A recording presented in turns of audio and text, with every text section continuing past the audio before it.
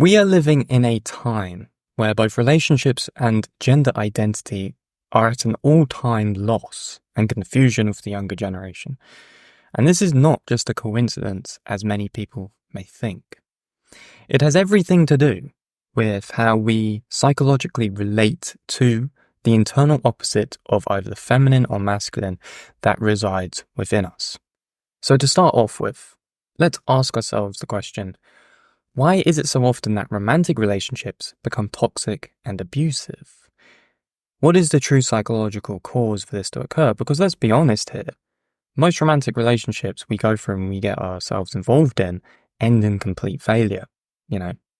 We only find the one, let's say, when we ourselves become self-aware and consciously stop projecting the unconscious out from within us. Most people don't realize this, but projection of the anima or the animus is the psychological reason to why so many romantic relationships often end up becoming codependent, toxic relationships.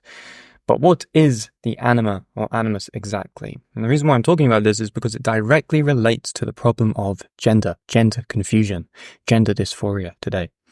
The anima is the feminine unconscious factor within a man. The animus, on the other hand, is the corresponding masculine factor within a woman's unconscious.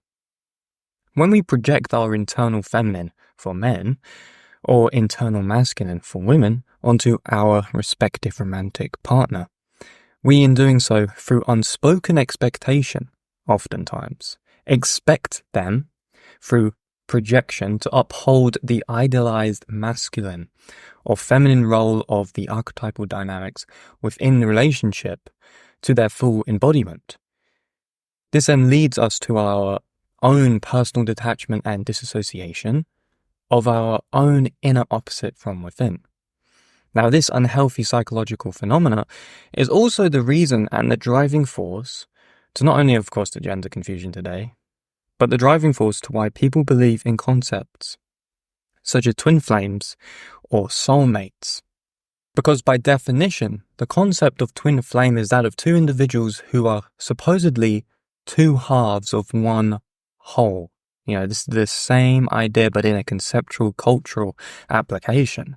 This matches perfectly to the psychological phenomena of romantic anima or animus projection, or romantic projection by two individuals, and is certainly not something to be entertained or desirable or seen as desirable or healthy, but is actually extremely damaging to the psyche of any two individuals who get caught up within this toxic dynamic. It can be very, very dangerous. Now, when romantic projection from both individuals occur, it leads us to the formation of one psychological body between two separate individuals, which creates emotional codependency and enmeshment, as they call it in psychology, whereby we are internally rejecting the opposite dynamic of the psyche from within to expect our partner to fulfill its existence. But let's even go deeper on this. Anima-animus projection goes even deeper on many different levels with regards to personality, identity, and gender.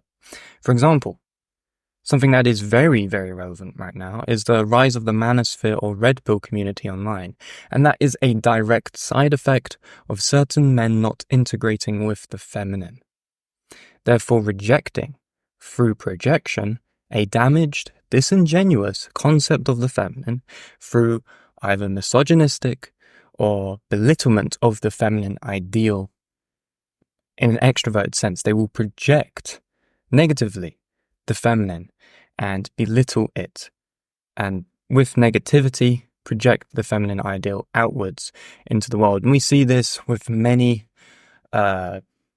movements within the red pill community, especially the more hardcore red pill community, whose kind of creators or influencers of that community very much denigrate the feminine, and belittle the feminine in the way that they perceive what the feminine is. The reason to why this has occurred is down to the traumatization of masculinity, obviously, but also femininity, the traumatization of femininity in the 21st century. The lack of fatherhood figures and healthy masculine role models for young men. This has inevitably led to a complete imbalance and confusion with regards to how gender differences are perceived and understood on an objective level. If you have no stable role models in the family, the child's ability to be able to understand gender and value systems in relation to gender are going to become very warped, especially when society tries to step in and misguide people around the concept of gender, masculinity, and femininity through post-structuralist ideas created by postmodern thinkers. When we have a complete unbalance in our understanding of our own gender in society, it leads us to the psychological development of anima, or animus possession, whereby individuals become possessed by their own internal opposite in which they are not embodying in their physical biological sense due to a prior lack of either healthy integration or healthy guidance and understanding towards their own inherent gender identity. And this is the movement of feminism. Feminism is the psychological manifestation of anima possession, so the masculine possession within the woman. That is what that is. I would believe that taken to the extreme of cases even, anima or animus possession leads you down to the path of gender dysphoria because possession of the mental internal opposite leads to the natural contradiction to the body's own self-identity, a confusion in relation to how does one relate to their own biological gender, even more so. And that creates dysphoria, which dysphoria as a word is basically confusion, gender confusion, not understanding what it is fundamentally, especially in relation to self. So tell me what you guys think of this way of looking at this fundamental problem, mostly within Western culture. What are your thoughts down below? What do you think is the reason for all of this fundamentally? And of course, if you liked the video, make sure to give it a like, comment your thoughts down below, subscribe, share it around.